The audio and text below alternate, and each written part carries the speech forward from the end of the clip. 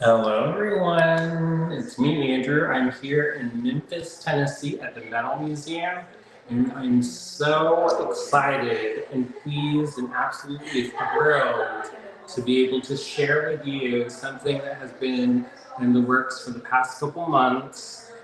It's something that's really special and close to my heart, and I'm just so thrilled to see it come and become reality. So, if you did not know, I've been working on curating an exhibition for the Metals Museum. It started really with a conversation with Laura, who is the exhibitions director. I was in a show last year called We Are Here, which is a wonderful kind of cross section and survey of different metal artists who identify as LGBTQIA+.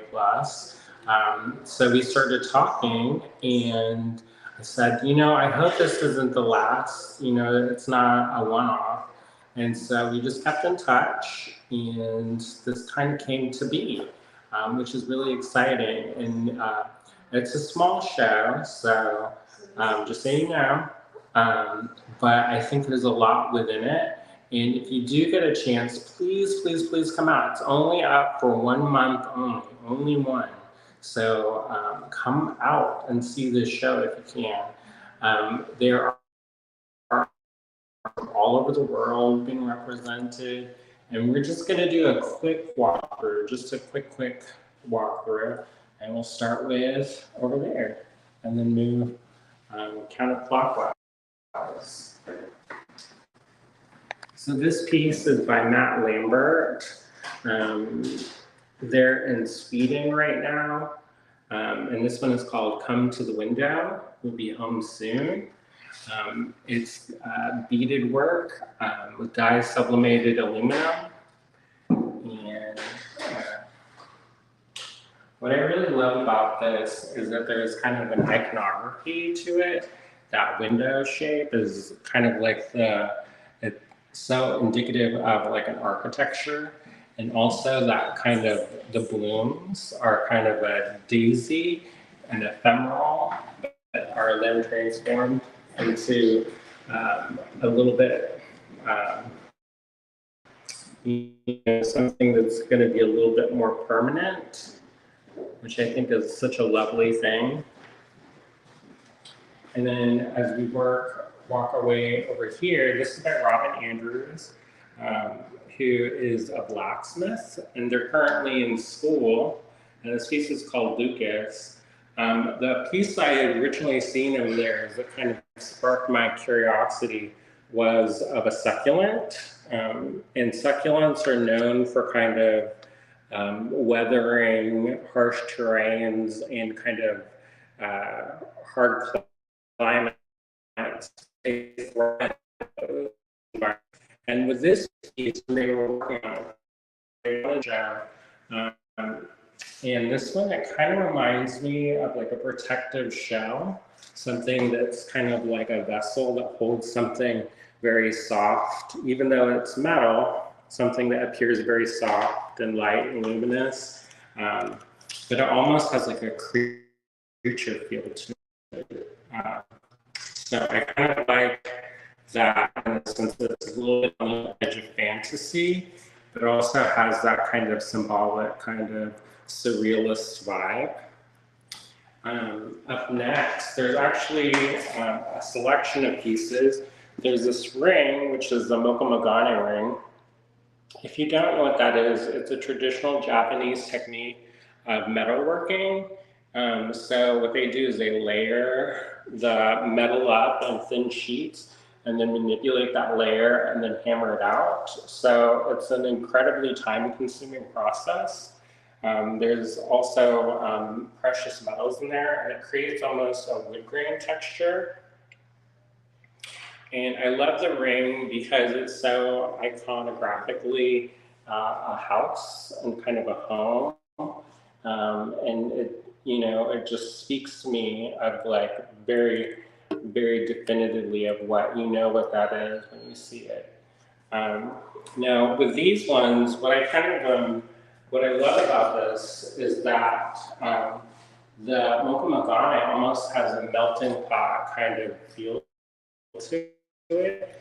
It's one of those things that has a mix, and I feel like the LGBTQIA plus community is very much one that is a blended community. It's so diverse. Everybody comes from different life experiences and has different ways of thinking and working and being. So this is a nice kind of representation of that. And the cups, originally I think she had a different title on these, where I think it was like All Are Welcome or something like that. And the idea in my mind is that a group of diverse people are kind of coming together and sharing these little beverages in a very celebratory way. So I love that they came together like that. Now, this piece is by Katie Rurick. She is an active artist from Pittsburgh, and is very active in the Alleghenies Metal Collective. A lot of the work that she's working on now deals with kind of contemporary mourning jewelry, and also work about like memento moris and ideas of motherhood. And what I kind of found was really interesting with this piece was how it worked as, like, I kind of think of home, we think of home in very different ways. And in some ways, you know, there's that iconography that is kind of instantly recognizable. But in this sense, it's kind of like the roles we take. So, like, finding home as being a mother or a caregiver or somebody who is in that kind of role. I think that it's interesting to see how we define home and you know, how we understand it. Up next is Jacob Phillips' work. Now, after, I have a small confession to make. After we had the exhibition last year, Jacob invited us out, and we went and took a little, even though we were busted up tired, we went and went to the club. It's been a minute since that's happened. But while we were there, we started talking. And I should have had a drink. But while we were talking, we were kind of commiserating on how there's so much of a kind of a family in the nightclub scene. And for a lot of people, that is a safe space. That's one of the first safe spaces that they have when they come out, particularly in the gay community. It's one of the you know, it's part of our history with the Stonewall riots, and it's one of the few spaces historically that were, you know, safe, that you could be who you wanted to be. And for a lot of people who don't have particularly good home lives when they're young, a lot of times they find their way to like the nightclub scene, and that becomes their new home. And when we were talking about this exhibition, I was really moved by an author named Armistead Maupin, who wrote Tales from the City. I don't know if you all remember those books, but they started off as little periodicals that came out daily, I think, and they would chronicle the lives of people in San Francisco. And a lot of times those focused on LGBT people or characters. And for a lot of people, that was the first time that they had exposure to that world. Because a lot of times, you know, you would hide away to be safe. So this was kind of an opening up and kind of gave a face to the LGBTQIA community. And one of the things that was important to me in this show was to kind of show these different facets of the queer community, because it is so diverse. It's not all one thing. And there's many different ways of expressing yourself and finding identity. But one of the things that Armistead Maupin had talked a lot about was called the logical family. And so sometimes you're blessed and you have like a biological family that's supportive and loving and inclusive. But sometimes you have to find that sense of familial bonds in other places. So with your friend community, with peers and allies. And I think that this piece really does touch on that. And if you talk to Jacob, it is specifically referencing a specific drag queen. So I think, I hope that we can document some of the stories that go behind these pieces a little bit more, and not just my interpretation. Now this piece, we met Morgan. We just kept seeing Morgan at all the events at SNAG and at the ECU symposium. And they're up in Edinburgh doing their MFA. And I think maybe they just finished. And again, it comes into that kind of architectural play. But I feel like those structures, the copper structures, are almost like a shield. And inside of it, you kind of have that sense of home. Then it's almost, since it's this cast glass, I think it's cast glass, I don't know, it's glass, but it's almost like this little luminous treasure that is like nestled in something that's a little bit more dark and kind of, it's such a lovely piece. And I love the clean lines of it. And the way that this is being exhibited, there's a great big window behind it, and there's a magnolia tree with dappled light. We're so lucky to have it be blooming right now. But it just makes that glass house structure just glow, which I think is particularly beautiful. And this piece is by Nanette. And if you happen to go to Tennessee to the Silver Fern Gallery, this was just exhibited there. I was also fortunate to be in that show. And this was also in Queerphoria Volume 3. So shout out to the Queer Metalsmiths. This is a really cool piece because it's actually a compact that opens up, and there's a mirror inside of it in a music box. So it plays music. And when you're thinking about safe spaces and home and the sense of home and home being a place of safety, we talked about, how you feel about that. And Nanette was talking about how she carries that with her. And in this piece, I am my own safe space. I think that represents it. Now, Nanette also works in fiber. So the whole top is all embroidered. So it's a beautiful kind of mix of metal and fiber, which I think is really lovely. Now, moving on to this piece is by Mac, who I first met at Touchstone. Mac was the studio resident there and the blacksmithing, was super, super kind and super helpful. They had a little studio set up at Touchstone. And in that setup, there were these pieces that they were working on. And when I saw them, I could like hear the ocean. I could smell the salt in the air.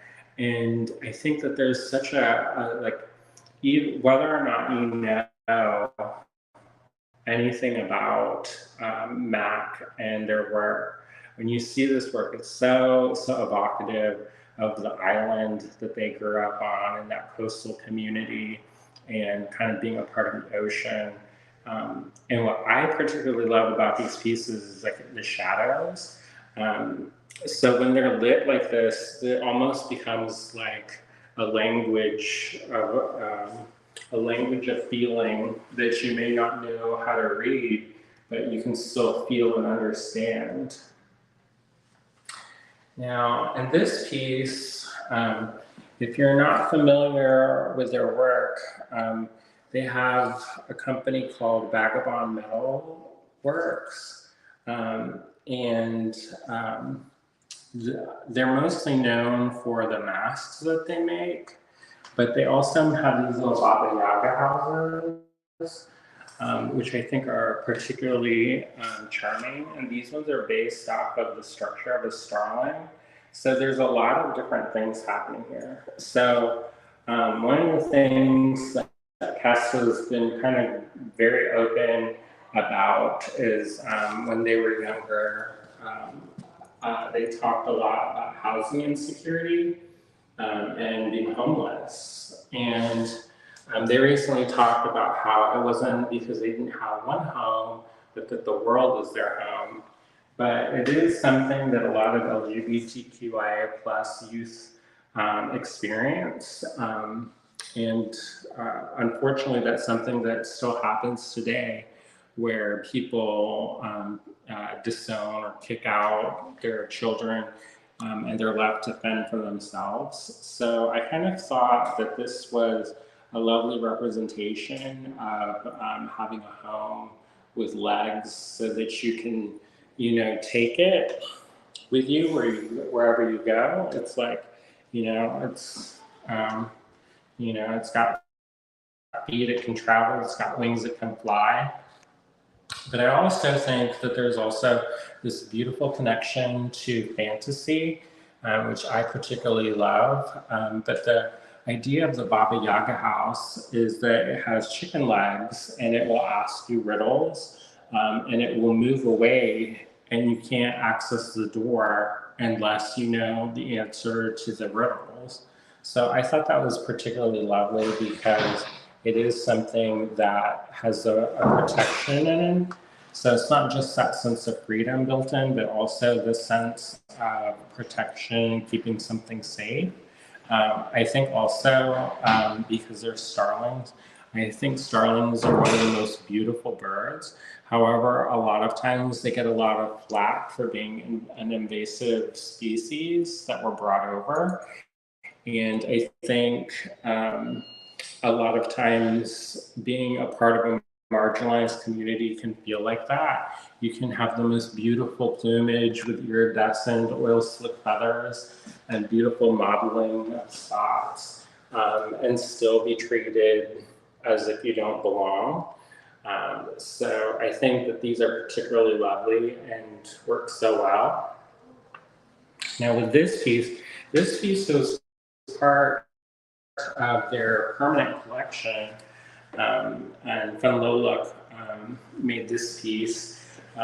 And Fun Lola is from Nigeria originally, and they have some really wonderful stories about the ideas of hair and how I think it was her mother or Lola's mother or grandmother was telling the story about how you had to keep your hair on lockdown because people could use it against you. And I think it's such an interesting thing. And how it kind of relates to this show is almost like a cultural identity of braid work and also this kind of these basket forms. So the idea of home is kind of connected to the sense of culture and how we take that culture and move it forward and make it our own. It's also a protective structure, I think, that's holding on and kind of a vessel almost, which I think is really lovely. Moving on to Keith Lewis. Now this piece, we originally had talked about showing some of Keith's new work, but this piece came up available, and I think it's even more particularly special in the sense that when Keith was talking about it, he was talking about as the end of a relationship that he was in with somebody. And I don't know if you experienced this, but whenever we would enter or exit a home, we would remove our shoes. So when I was growing up, we would take off our flip-flops And so when I saw this piece, it instantly harkened to that sense of home. And so sometimes the idea of home is not, it's based in kind of the relationships we make with other people. So in this instance, it was a romantic relationship. However, it could be anything between, that sense of feeling comfort and vulnerability, and also respect, because you remove the shoes because you don't want to track in any dirt or bad juju, or you're leaving the world outside. So this is kind of a very beautiful piece in that there's a definitive line of what's outside and what's inside, and it's such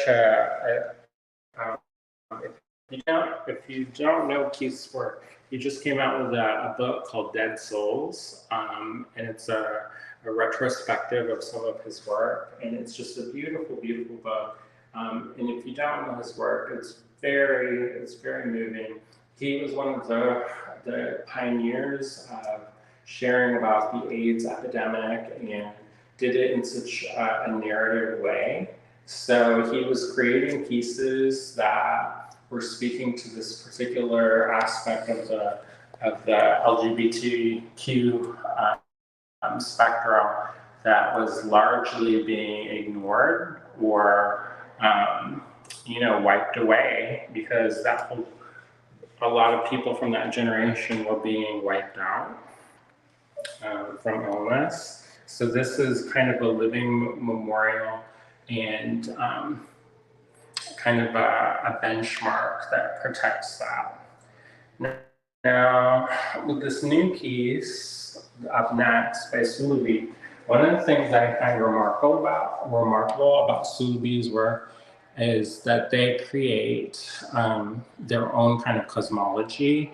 So this one is Space Bloom, but there's like baby, and there's these fun there's little critters and flora and fauna, and there's all kinds of things that are kind of this invented world. And I think when we talk about work like that, kind of invented, sometimes we create those spaces because they're safe. But Sulubi is such a joyous person, and somebody who is so full of energy and life, and such a kind person too. And I think that their work kind of celebrates this individuality and uniqueness, which I think is a really powerful and beautiful expression. And it's so unique because it does speak to the way that they see the world, and such a unique kind of composition of materials. So there are things that are, that are kind of exalted because they are used in an art way. So I think that's another lovely facet to this conversation.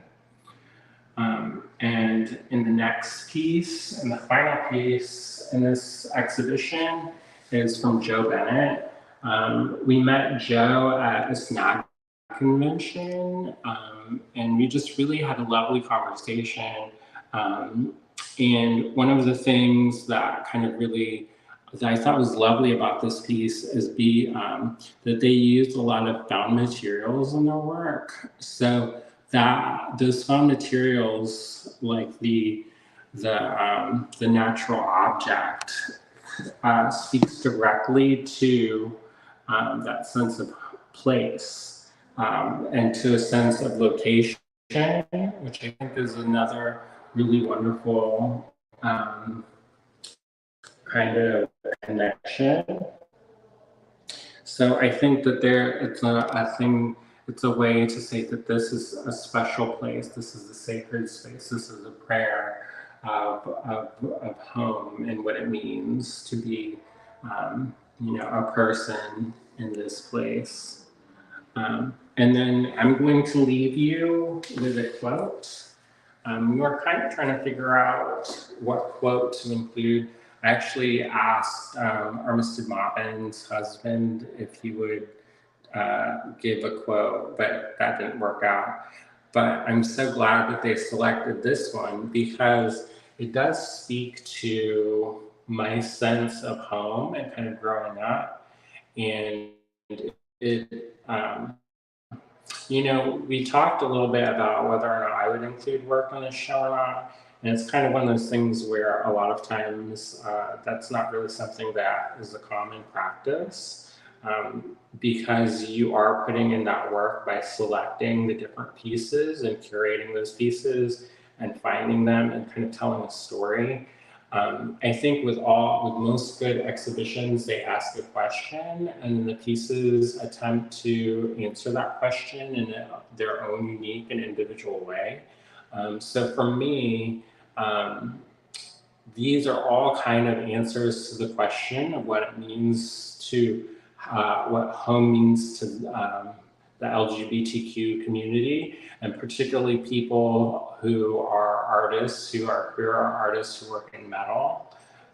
It's kind of a very narrow, it's not a broad subject, but it's also something I think that is something that that metal, the material reflects that. There's so much diversity in the queer community, and there's so much diversity in the metals community, and that kind of plays perfectly to what that kind of means. I think it's a beautiful medium to express that individuality.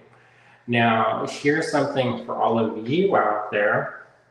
Because this is such a short exhibition and it is something that is up for a short time and there's only so much room, I would like to extend an invitation to all of you out there who, may not be a part of the queer community, but you may be an ally, and you may not work in metal, but you may work on something else. But I would like to have all of you create something out there that speaks of home, what it means to you, and please hashtag us, use the hashtag NoPlaceLikeHome exhibition, all one word, undercase, and be sure to tag me in the Metal Museum. And I also wanted to end on a note of gratitude to Laura and the rest of the Metal Museum for this amazing opportunity. This is the first time that I've had the privilege to be able to showcase work in this way. This is my first surreal kind of curatorial gig. So I'm so thankful to them for this opportunity. And it's an amazing, amazing thing for them to give me a chance. Sometimes you don't really have that opportunity. So it was such a lovely thing that this could be made real. I also wanted to thank all of the artists who were so kind and generous to either send in the work or were able to borrow work that they had made, and how this all came together. So thank you so much for everyone out there. Hopefully you enjoyed this kind of little impromptu tour. And again, if you are in the area, please do come. I will say check the website to make sure they're going to be open, because they are having the fire conference at the end of this month, and there's a couple days that they're not going to be open as their regular kind of posted hours. So if you are intending to come, just make sure that they're going to be there. It's a beautiful, beautiful building, and it's a part of a complex of buildings. So this is their new acquisitions. So there's a bunch of places. So there's a main museum area. There's a gallery shop. There's the grounds with all kinds of sculpture. There's workshops, and there's a really lovely selections of things to see and do at the Metal Museum. I also wanted to thank the exhibition and programming support. Without these wonderful organizations and foundations, we would not be able to highlight and showcase these diverse and unique voices and perspectives. So it's with a great honor that this came to be. So thank you so much. See ya.